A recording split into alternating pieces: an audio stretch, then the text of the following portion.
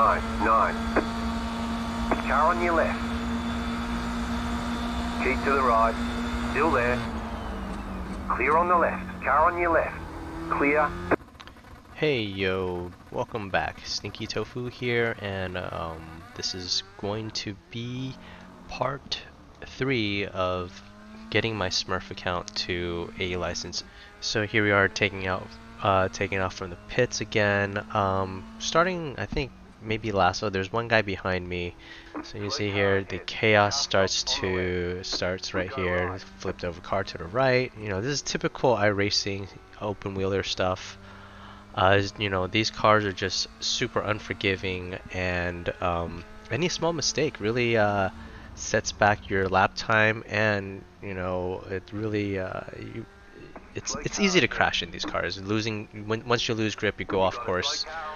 Once you go off course, you damage some of the aero, then you're really at a disadvantage. So you see we're coming up on this guy who just went off course. Actually, the guy who just went off is my friend Lenny.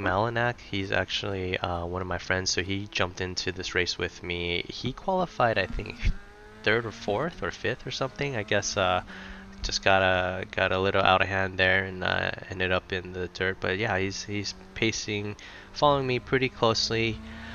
Right here, I'm really just not pushing it too hard, just settling in behind this guy. I mean, yeah, and I see that he makes a mistake, so I'm going to just try to take advantage. Usually by this point of the race, I feel comfortable in pushing it a little and maybe passing a few guys, because these guys, you know, I have more of a more confidence in terms of their ability, just because they've gone around the track once and their tires are warm and they understand where the braking points are. And you kind of can gauge whether or not they're faster than you at that moment. Probably first 1 or 2 laps, you can get a good idea. So again, here we go with some more chaos, and we're able to dodge that pretty well. I think the car on the left right here we're coming up was damaged, so he let me by pretty easily. Still take a wider line just in case he wanted to do something funny on the inside. Right here, I'm coming up on two cars, and unfortunately, this one of the cars is just having some real bad netcode issues and just jumping around. And yeah, I don't know, with iRacing that's super distracting, but it's not anything you can really avoid because it's just the nature of how, I guess, they program the game. So yeah, unfortunately, there's going to be a portion of this race where I'm behind the guy and he's just like jumping around. Even his wheel looks like it came off, and it just magically gets back on. It's insane. You see right here, you can start to see that, you know, the purple car is still trying to chase the other car down. So they both seem quite aggressive in their approach. So I'm just kind of like sitting back here, chilling, watching to see how this is going to unfold. By this time, I'm probably really thinking, okay, should I try to pass the guy in the front, because, you know, first of all, his car is super distracting, and I know I have more pace, so yeah, I'm just really gauging whether or not to pass him. But obviously, I with open wheelers, I've developed a more patient aspect to the racing, just trying to really work on my racecraft. I felt like with GT cars, it's quite forgiving. You can kind of rub paint. You know, you don't want to, obviously, but it's forgiving in that sense, right? But with these Formula cars, man, that open wheel aspect of it, you really want to be precise and know where the guy is and just how everything is. Here I decided not to dive bomb. Obviously, I just wasn't too confident about whether the guy would keep space. Oh, you see how annoying that is? It's super distracting. His wheel came off there too and just snapped back on. Yeah, down this this turn, I definitely felt really good in terms of the braking aspect of it.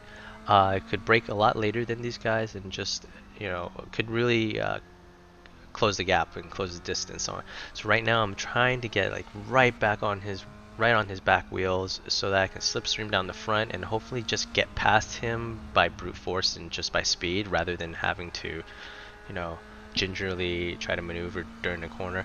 good thing is one of the guys on the front went off, so I'm passing him right now. And that was a sort of opportunity right here. I guess I go for it.